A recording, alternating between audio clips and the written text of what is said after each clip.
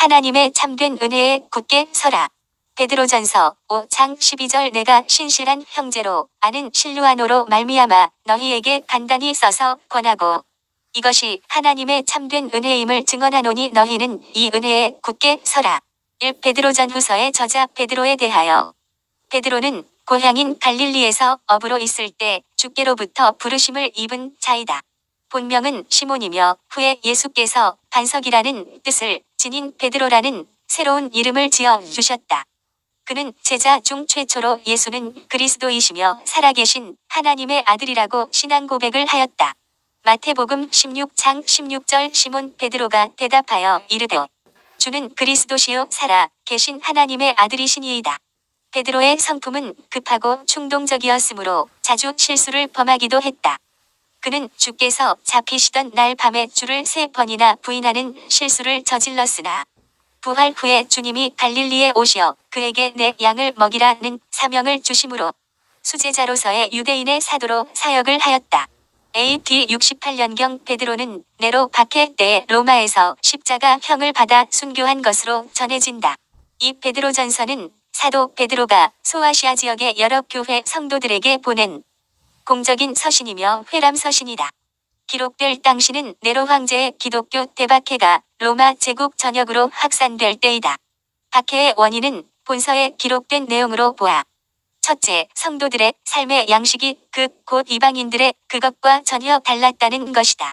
소아시아 지역의 성도들이 과거 그들이 섬기던 우상을 버리고 세상 연락과 음란, 정욕 등에서 떠나고 또 그 같은 행위들을 일삼는 친구들과의 관계를 단절해버렸다는 이유 등으로 당시 온갖 비방과 핍박을 받았다. 로마 제국은 그들의 신과 황제를 신으로 섬기기를 강요했지만 그리스도인들은 참신이신 하나님과 구세주이신 예수님을 부인할 수 없었기 때문에 박해를 피할 수가 없었다. 둘째, 구약시대에서 신약시대로 이전되는 과도기로서 아직 성도의 신앙생활과 관련된 많은 문제들에 대하여 신학적 정립이 제대로 이루어지지 않았다. 따라서 당시 정부와 신분상 상전인 이방인들과의 관계에 있어서 많은 갈등을 일으키게 되었기 때문에 박해를 받았다.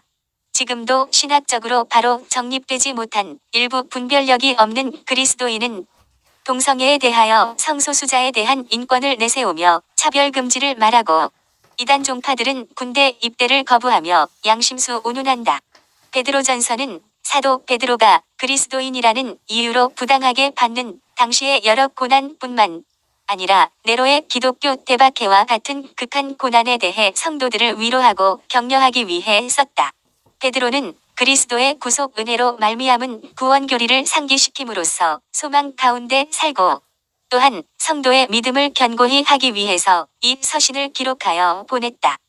그리스도께서 의인으로서 불의한 자를 대신하여 받으신 그 고통의 십자가 고난을 기억하며 이를 본받아 고난 중에서도 인내하며 소망을 가지고 끝까지 성결한 삶과 선행 및 성도 간의 형제 사랑을 실행할 것을 권면하고 격려하기 위해 기록하였다. 그래서 베드로 전서를 소망의 서신 또는 격려의 서신이라고도 불리운다. 3. 베드로전서의 주제들 1. 성도란 하나님에 의해 사탄의 수하에 있는 세상의 불신자들과 특별히 구별된 자들로서 천국을 본향 삼아 이 땅에서는 나그네로 사는 자들이다. 따라서 성도의 삶의 양식은 이 세상 사람들의 악한 그것과는 다른 거룩한 것이어야 하며 삶의 지향점 또한 이 세상이 아닌 천국을 향하여 있어야 한다. 이 성도는 이 세상에서 예수님 때문에 받는 고난을 인내로 극복할 뿐만 아니라 오히려 그것을 믿음을 연단하는 성화의 방편으로 삼아야 한다. 3. 성도는 비록 천국 시민권을 소유한 자라 할지라도 이 세상에 사는 동안은 여전히 이 세상의 여러 사회제도 속에 속하게 되며 또 그에 따른 의무를 가지게 된다. 따라서 성도는 국가에 대해 마땅히 순종해야 하며 신분상 상전된 자에게 복종해야 한다. 4. 성도는 자신을 핍박하는 악한 자들에게 악으로 맞서지 말고 선으로 대해야 한다. 베드로전서 3장 9절 악을 악으로 욕을 욕으로 갚지 말고 도리어 복을 빌라. 이를 위하여 너희가 부르심을 받았으니 이는 복을 이어받게 하려 하심이라. 말세가 다가와 세상 사람들의 핍박이 더 커질수록 성도들 간에는 더욱 깊은 사랑과 긍휼로 그 결속을 돈독히 하여야 한다. 그리고 교회 공동체의 질서와 화평을 위하여 성도 개개인은 맡은 바 자신의 직분에 충실한 삶을 살아야 한다. 예수 그리스도로 말미암아 구원받은 우리 모든 성도가 이 세상에 사는 동안 고난 받는 것은 필연적이다. 그 이유는 지금 현 세상은 공중권세를 잡고 있는 사탄이 있기 때문이다. 그런데 하나님은 이 세상에서 받는 고난을 통하여 참다운 천국 백성으로 성화시켜 가신다. 즉 하나님은 성도로 하여금 고난을 받게 하심으로 성도 자신이 공중권세자인 사탄의 지배하에 있는 이 세상에 속한 자가 아닌 하나님의 백성이라는 분명한 확신을 갖도록 하시는 것이다. 그리하여 천국에 이를 때까지 이 세상에서 성도 자신이 하나님의 백성으로서 자부심을 가지고 살며 또 이 세상에서 받는 고난을 오히려 자기 믿음을 연단하고 천국 소망을 더욱 견고케 하는 계기로 삼도록 하신다. 고난 중에 있는 성도들에게 반드시 가져야 할 두 가지 요소가 바로 인내와 소망이다. 고난 중에 믿음을 잃지 않고 오히려 고난을 믿음의 연단과 성화의 방편으로 삼기 위하여 인내와 소망이 절실히 요구된다. 베드로전서 4장 12절 사랑하는 자들아 너희를 연단하려고 오는 불시험을 이상한 일 당하는 것 같이 이상히 여기지 말고 13절 오히려 너희가 그리스도의 고난에 참여하는 것으로 즐거워하라. 이는 그의 영광을 나타내실 때에 너희로 즐거워하고 기뻐하게 하려 함이라. 험악한 세상 가운데 살면서 사고와 재난과 예기치 못한 일들이 일어나는 이 세상을 살면서 우리는 하나님의 은혜 없이는 살아갈 수가 없다는 고백을 하게 된다. 그러므로 예수를 구주로 믿고 온 세상의 주관자이신 하나님을 섬기는 저와 여러분이 하나님의 은혜를 더 깊이 알고 하나님의 은혜를 더 풍성하게 누리고 하나님의 은혜에 굳게 서서 하나님의 은혜를 증거하고 나누는 인생이 되시길 축복한다. 베드로전서는 당시 로마로부터 박해받고 고난당하는 있는 여러 지역에 흩어져 사는 믿음의 형제들에게 보낸 회람 편지이다. 베드로전서 1장 1절 예수 그리스도의 사도 베드로는 본도, 갈라디아, 갑바도기아, 아시아와 비두니아에 흩어진 나그네 2절 곧 하나님 아버지의 미리 아심을 따라 성령이 거룩하게 하심으로 순종함과 예수 그리스도의 피 뿌림을 얻기 위하여 택하심을 받은 자들에게 편지하노니 은혜와 평강이 너희에게 더욱 많을지어다. 2절에서 특히 구원의 삼위일체에 대하여 언급하고 있다. 성부 하나님은 미리 아심을 따라 성도들을 택하셨다.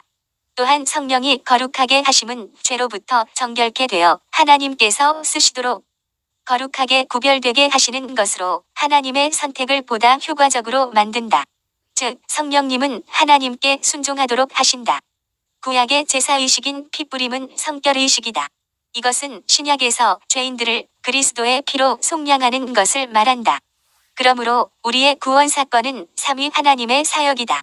오늘 나눌 말씀은 그 편지글을 마무리하면서 은혜에 굳게 서라고 말하면서 이 편지를 쓰게 된 이유와 목적을 밝히고 있다.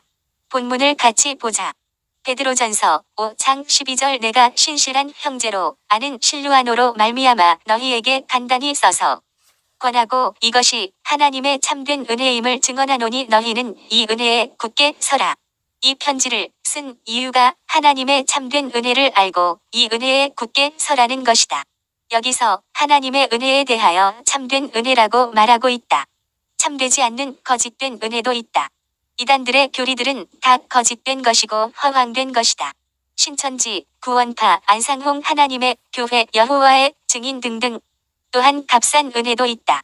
본 회파 목사는 회개 없는 용서, 고백이 없는 세례, 십자가 없는 은혜, 희생이 없는 제자도를 값싼 은혜라고 말하였다.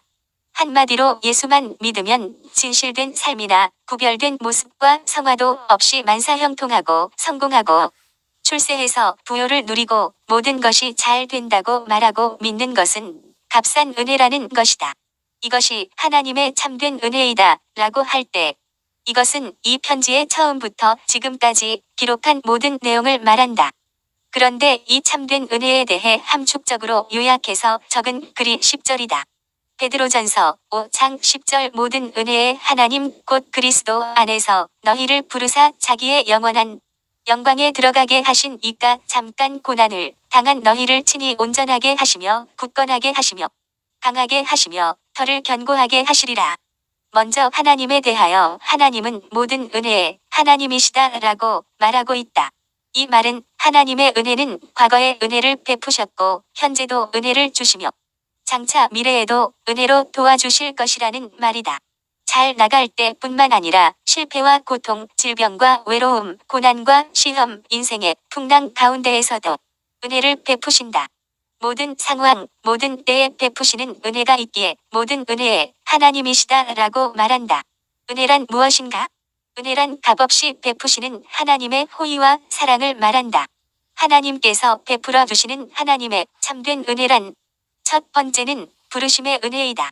베드로전서 5장 10절 모든 은혜의 하나님 곧 그리스도 안에서 너희를 부르사.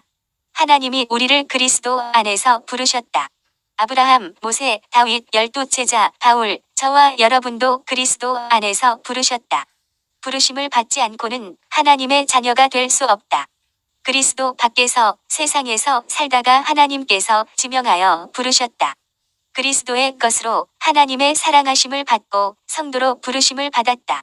하나님의 백성을 삼으시려고 부르셨다. 하나님의 자녀로 삼으시려고 부르셨다. 교회 에클레시아는 세상 중에 살던 사람들 중에서 부르심을 입은 사람들의 모임을 말한다. 로마서 1장 6절 너희도 그들 중에서 예수 그리스도의 것으로 부르심을 받은 자니라. 7절 로마에서 하나님의 사랑하심을 받고 성도로 부르심을 받은 모든 자에게 하나님 우리 아버지와 주 예수 그리스도로부터 은혜와 평강이 있기를 원하노라. 하나님은 우리를 어떻게 부르셨는가? 하나님의 부르심에는 어떤 자격이 있어서가 아니다. 선한 일, 구제, 공로, 고행, 나의 행실과 나의 뜻과는 전혀 상관이 없다. 하나님께서 일방적으로 부르셨다. 그래서 부르심이 하나님의 은혜이다. 전적으로 하나님의 뜻대로 부르심을 받았다. 로마서 8장 28절 우리가 알거니와 하나님을 사랑하는 자, 곧 그의 뜻대로 부르심을 입은 자들에게는 모든 것이 합력하여 선을 이루느니라. 그런데 부르심을 입은 자들의 모습들을 보라. 똑똑한 자, 잘난 자, 출세하고 성공한 자가 아니다. 고린도전서 1장 26절 형제들아 너희를 부르심을 보라. 육체를 따라 지혜로운 자가 많지 아니하며 능한 자가 많지 아니하며 문벌 좋은 자가 많지 아니하도다. 27절 그러나 하나님께서 세상에 미련한 것들을 택하사 세상에 약한 것들을 택하사 28절 하나님께서 세상에 천한 것들과 멸시 받는 것들과 없는 것들을 택하사 왜 하나님은 이런 사람들을 부르시고 택하셨는가? 29절 이는 아무 육체도 하나님 앞에서 자랑하지 못하게 하려 하심이라. 이 정도 살았기에 이만큼 선한 삶을 살았기에 이렇게 착한 행실을 하였기에 택함 받았다고 하는 하나님 앞에서 자랑거리가 되지 못하게 하기 위해서이다. 우리는 전적으로 하나님의 은혜로 부르심을 받았다. 어떤 사람은 믿음의 가정에서 태어나서 부르심을 받았다. 어떤 이는 고난과 질병 가운데 부르심을 받았다. 어떤 사람은 인생의 공허함 가운데 방황하다가 진리로 부르심을 받았다. 어떤 이는 실패와 좌절 가운데서 부르심을 받았다. 다양하게 부르심을 받았다. 이 부르심이 은혜이다. 이 부르심으로부터 하나님의 참된 은혜가 시작되었다. 하나님께서 베풀어 주시는 하나님의 참된 은혜예요. 두 번째는 자기의 영원한 영광에 들어가게 하신 은혜이다. 베드로전서 5장 10절 모든 은혜의 하나님 곧 그리스도 안에서 너희를 부르사 자기의 영원한 영광에 들어가게 하신 이까? 부르심의 목적이 자기의 영원한 영광에 들어가게 하시기 위함이다. 자기의 영원한 영광이란 구원이다. 그리스도 예수 안에 있는 구원. 이 구원이 영원한 영광이다.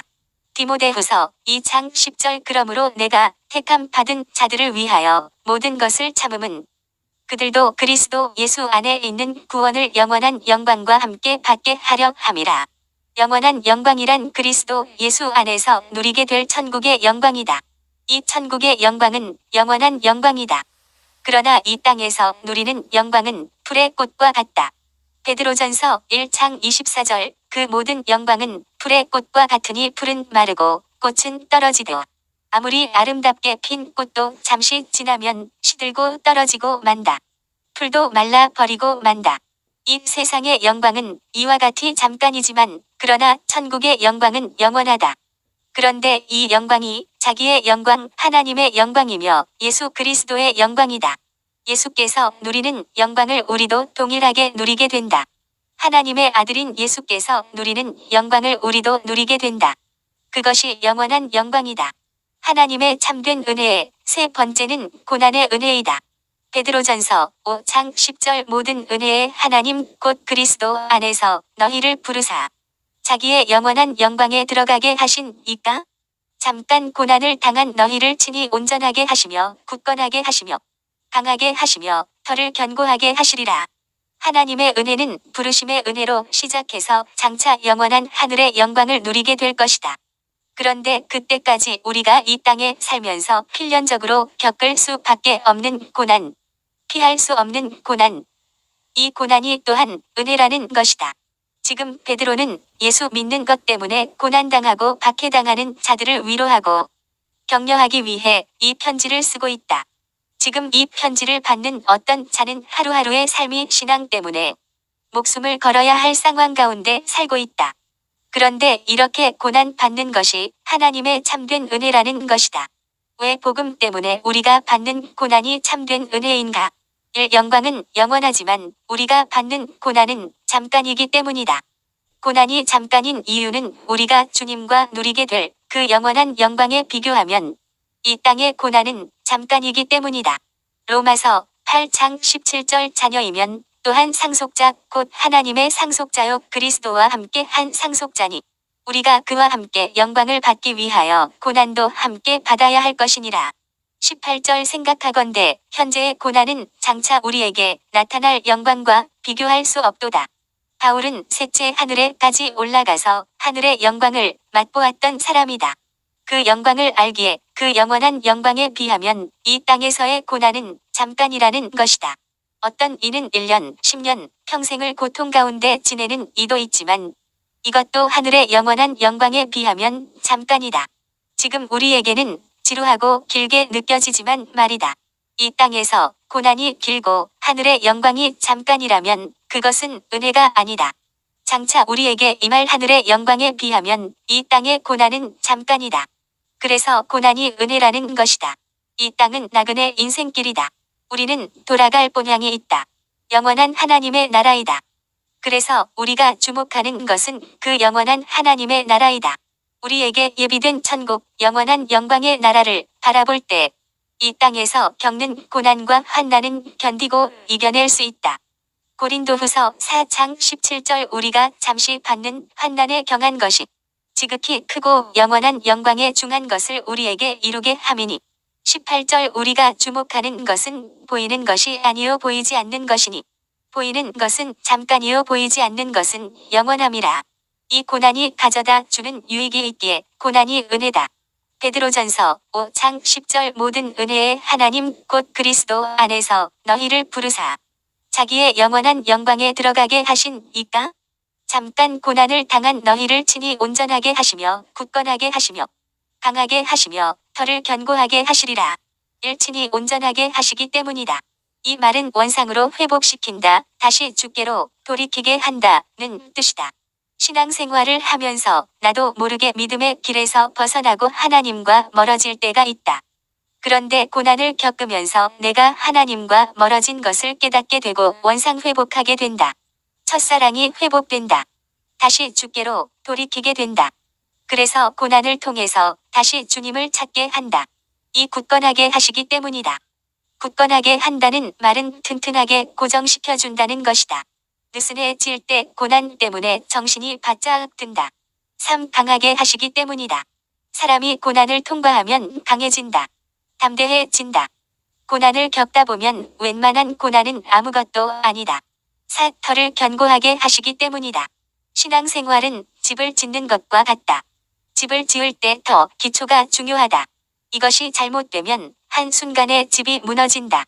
고난을 통과하면서 다듬어지고 성숙하면서 예수 그리스도란 반석 위에 집을 짓게 된다.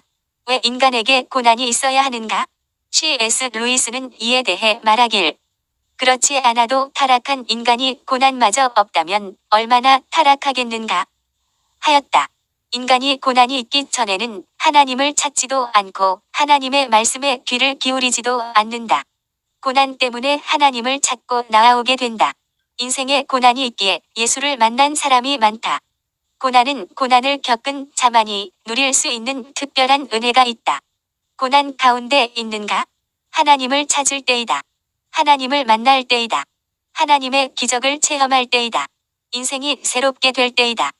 고난은 힘들고 고통이 따른다. 그러나 고난을 통하여 하나님께서 친히 온전하게 하시고 굳건하게 하시고 강하게 하시고 덜을 견고하게 하신다. 그래서 고난이 은혜라고 말한다. 부르심의 은혜, 하늘의 영원한 영광에 들어가게 하신 은혜, 고난의 은혜. 이것이 하나님의 참된 은혜임을 증언한 베드로는 이 은혜에 굳게 서라고 권면한다. 베드로전서 5장 12절 이것이 하나님의 참된 은혜임을 증언하노니 너희는 이 은혜에 굳게 서라. 이 은혜에 굳게 서라는 것은 이 은혜를 기억하고 붙들어 마음이 흔들리지 말라는 것이다. 지금은 고난과 어려움 속에 있지만 나를 부르신 은혜 하늘의 영원한 영광에 들어가게 하신 하나님의 참된 은혜를 생각하면서 흔들리지 말라는 것이다. 절망하거나 포기하지 말라는 것이다. 복음 때문에 신앙 때문에 핍박받는 사람이 의외로 많다. 믿지 않는 남편, 시댁, 심지어 자녀, 부모, 직장 동료 사이에 왕따를 당하기도 한다. 그러나 흔들리지 말라. 굳게 서라. 이 가짜 은혜에 미혹되지 말라. 거짓된 은혜에 속지 말라. 값싼 은혜에 빠져 나태하지 말라. 3. 하나님의 말씀과 창조를 부정하는 세상 가르침에 흔들리지 말라. 내세를 부정하고 교회에 대해 비난하고 조롱하는 것에 흔들리지 말라. 4. 세상 즐거움, 육체의 쾌락, 악인의 형통을 부러워하지 말라. 그것들은 다 잠깐이고 하나님의 영광은 영원하기 때문이다. 하나님께서 베풀어 주신 하나님의 참된 은혜란 첫 번째는 부르심의 은혜이다. 두 번째는 하늘의 영원한 영광에 들어가게 하신 은혜이다. 세 번째는 고난의 은혜이다. 고난이 은혜인 것은 하늘의 영광은 영원하지만 우리가 받는 고난은 잠깐이기 때문이다. 이 고난이 가져다 주는 유익이 있기에 고난이 은혜다. 그것은 고난을 통해 친히 온전하게 하시며 굳건하게 하시며 강하게 하시며 털을 견고하게 하시기 때문이다. 아멘.